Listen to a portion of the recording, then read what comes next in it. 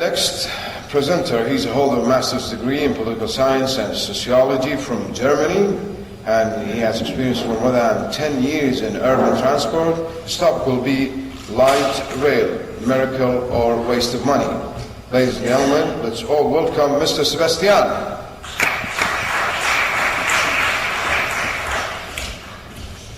Thank you very much, Mr. Chairman, for the kind introductory words. Ladies and gentlemen, good morning.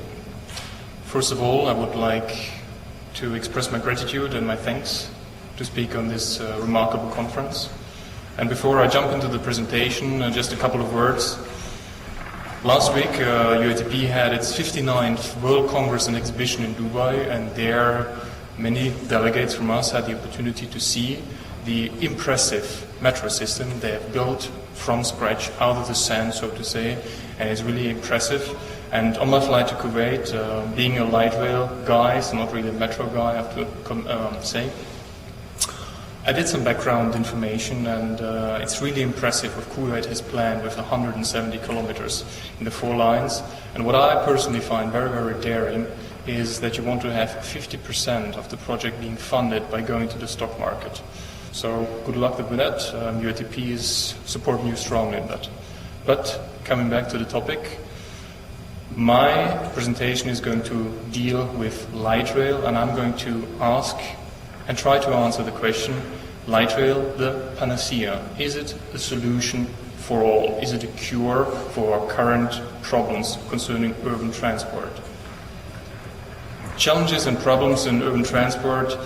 Just some quick slides and pictures. Here you can see this curve represents car traffic only in Europe in the last 3 decades. So you can see most all other modes are rising very slightly or stagnating, but cars are skyrocketing. Looking at the customers, right now customers change. They want to have multimodal services for different offers. Meaning, people before, they woke up, they went to work, they went back home.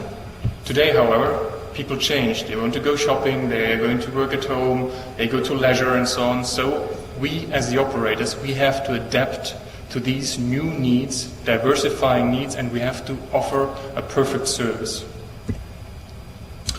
And I have to underline what Richard said before, really, nearly every word what he said. Concerning the car growth, I mean, you can see it in these pictures here. We have congestion all over in our cities. We have pollution, we have noise, and finally everything ends up into stress. So something which you really have to avoid. My presentation is going to look into this specific area. This is the capacity of passengers per hour, per direction. And we're talking about light rail here. And I'm not going to compare it to metro, because metro, you can see, has a much higher capacity. But I'm going to compare it today against BRT, bus rapid transit. So what is it? What is the difference between these two modes? Well, they are very, very similar. Because you can see, I mean, they offer very high quality concerning the service what they have. They have high frequencies, the operation speed is, I would say, quite high. They have attractive stations and designs, and they offer an advanced intelligent transport system. So they have smart cards. Therefore, they're very, very comparable, both of them. What I hear as a light rail manager in my company, many people say BRT is more flexible and more affordable than light rail. Well, first shot, yes.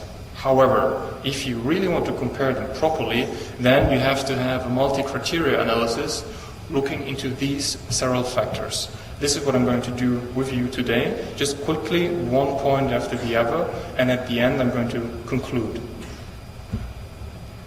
So, the capacity. We just heard it before, reliability, the capacity. How many persons can you transport per hour per direction? Well, you can see they're more or less quite similar. You have seen it in the chart before, but if you look at cities which are growing, and currently, at least in Europe, 75% of the population are coming into the cities, so you have more and more customers, you have to deal with them somehow, meaning you have to increase your capacity. And this is much easier with light rail because you have multiple units, you can just attach a few cars, a few more cars, you have longer vehicles, and you can enhance the headway in order with new technologies as automated train control.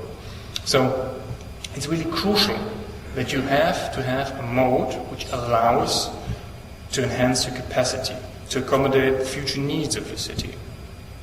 One example is the Dockland Light Railways. We call it light metro. It's also under our light rail systems. So between a couple of years, they increased their passengers per hour per direction immensely. A BRT system could have never handled that.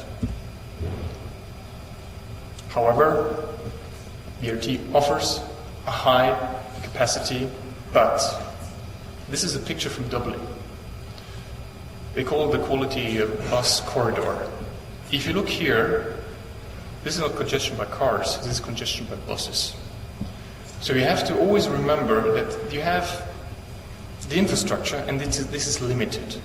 And if a BRT is running or has to run properly, then you have to take care about really these issues. You have to have strict enforcement at traffic intersections, meaning no cars are allowed to pass when the bus is running, which in the other side means when you have cars, because you still have passengers using their own cars, proper cars, they have to wait, which is making them a bit angry, so they're not going to support the system finally. You need a huge amount of land, and I'm coming back to that later, you have a very poor energy efficiency per passenger transported. Capacity is the one thing. Looking at the urban integration, I just said that for buses you need a huge amount of land, and land is getting scarce as more and more people moving into the cities.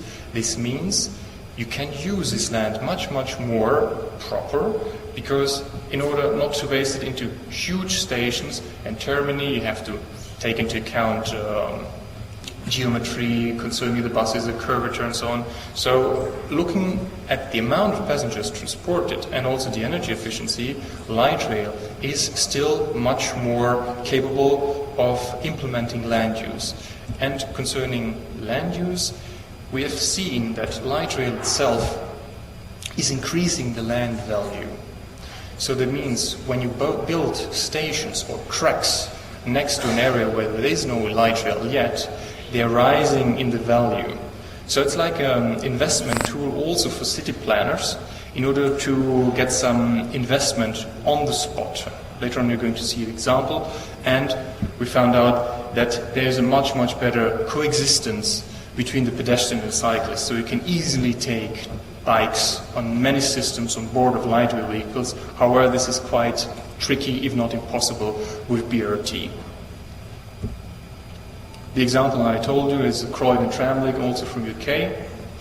Within 10 years, they have received an inward investment of £2 billion, which means there was a new track, there were new stations, there were land was free, people bought it, built commercial areas on it, they built new houses on it. So there's really a magnet for money if you build light rail lines and stations to it.